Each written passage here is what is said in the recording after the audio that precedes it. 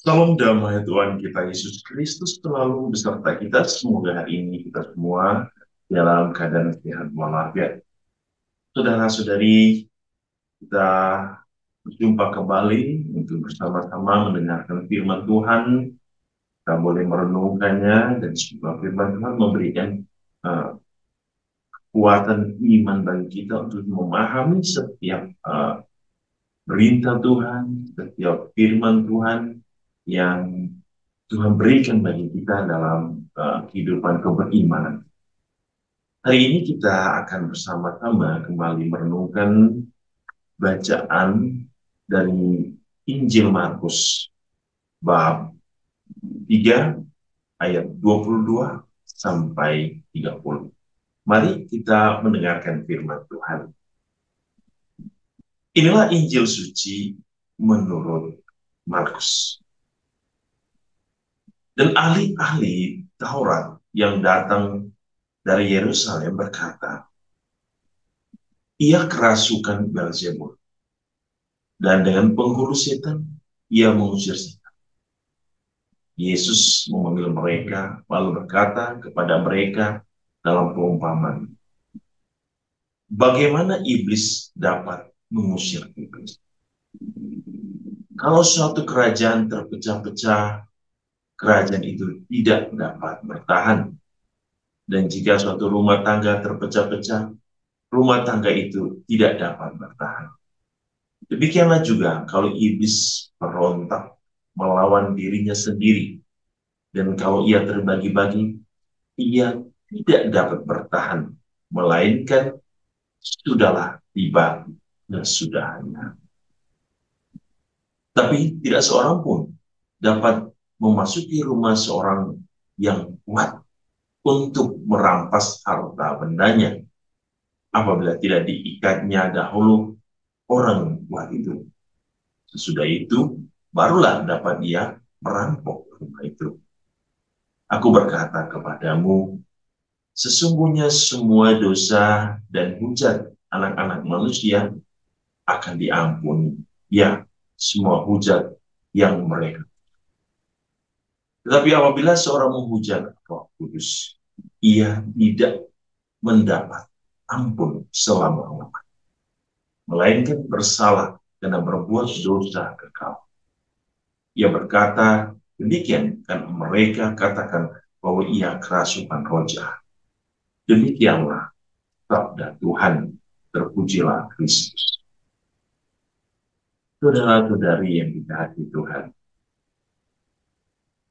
Allah Bapa, Allah Putra, dan Allah Roh Kudus, Allah Tritunggal yang Maha Kudus, menjadi sebuah dasar kehidupan iman. Bapa yang dalam perjanjian lama begitu dominan, dia selalu berbicara kepada bangsa-bangsa pilihan, sebenarnya kepada para nabi. Dan Bapa yang dalam perjanjian lama begitu jauh, yang tidak nampak, yang tidak dilihat, akhirnya mengutus putranya Yesus Kristus untuk datang. Dan kisah perjanjian lama itu menjadi kisah yang menarik ketika Yesus yang adalah sudah menjadi daging firman yang menjadi manusia itu tinggal di antara. Ia hadir, ia membawa semua rencana-rencana Bapa. Dan ketika Yesus pun dalam seluruh karyanya, ia selalu dibawa bimbingan dan ia selalu bersama Roh Allah untuk senantiasa berjalan untuk melaksanakan karya Bapa. Ia mewartakan karya tentang cinta Bapa bagi manusia.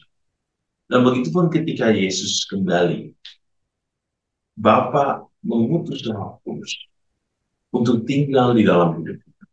Roh yang datang untuk membuat manusia hidup di dalam kehendak Bapa, dan Roh yang akan membuat manusia untuk melihat, untuk melaksanakan karya-karya Bapa yang sudah dilakukan oleh Yesus. Dan Roh ini, Roh Kudus mempunyai tugas untuk menguduskan semua karya-karya Bapa dalam diri Yesus, agar semua karya-karya itu senantiasa hidup dalam kehidupan orang beriman. Dan kita tahu bahwa Roh Kudus hadir untuk menyucikan manusia. Dan setiap orang yang hidup dalam bimbingan Roh Kudus, dia hidup untuk diarahkan kepada kehendak Bapa. Dan kita tahu ada buah-buah roh yang kasih, kelemah lembutan, kebaikan, dan begitu ada 9 buah roh yang kita tahu. Dan buah-buah roh inilah yang mengantar kita kepada kesatuan dengan Bapa. Orang yang tidak hidup di dalam buah-buah roh, atau orang-orang yang hidup dengan melawan Roh Kudus, ia hidup melawan dan ia tidak memiliki buah-buah roh. Bagaimana orang bisa memiliki kehidupan kekal kalau ia tidak memiliki kasih? Kalau ia tidak memiliki kebaikan dalam diri, kalau ia tidak memiliki sukacita, ia tidak memiliki damai sejahtera, ia tidak memiliki kelemah lembutan, ia tidak memiliki pengontrolan diri, dan begitu hal-hal lain yang dihasilkan oleh Roh Kudus. Roh memberikan manusia untuk mengenal Allah.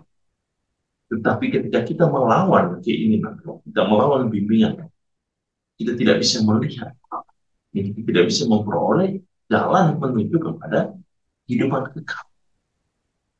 Roh Kudus hadir dalam hidup manusia untuk menguduskan manusia, menyucikan manusia.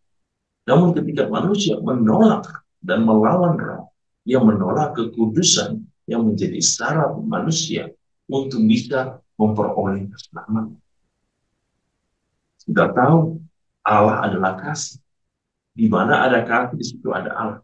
Ketika kita melawan kasih yang merupakan buah roh, kita melawan Allah itu sendiri. Dan bagaimana kita bisa memperoleh kehidupan yang kekal? Dan bagaimana kita bisa memperoleh cinta sejati Bapa? Yesus datang membawa cinta sejati itu. Namun ketika kita tidak menerima cinta sejati itu, maka kita menolak tawaran Allah untuk memperoleh keselamatan.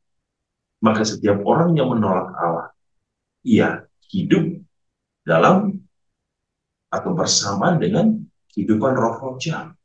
Dan barang siapa yang menerima Allah, hidup di bawah bimbingan Roh Allah, yang menerima Allah dalam dirinya dan diantar untuk berjalan pada jalan yang disiapkan Allah bagi manusia.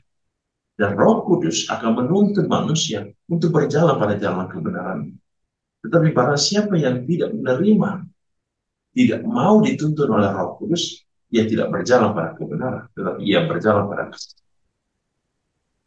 Semoga Tuhan hari ini menguduskan kita, membiarkan Tuhan menjamah diri kita, biarkan Roh Kudus menuntun kita untuk terus berjalan pada kekudusan, untuk sendiri berjalan pada jalan kebenaran Tuhan. Dan kita semakin membuka diri kita kepada keselamatan. Semoga Tuhan memberkati kita hari ini seluruh hidup dan dalam Bapa, Putra, dan Roh Kudus. Amin.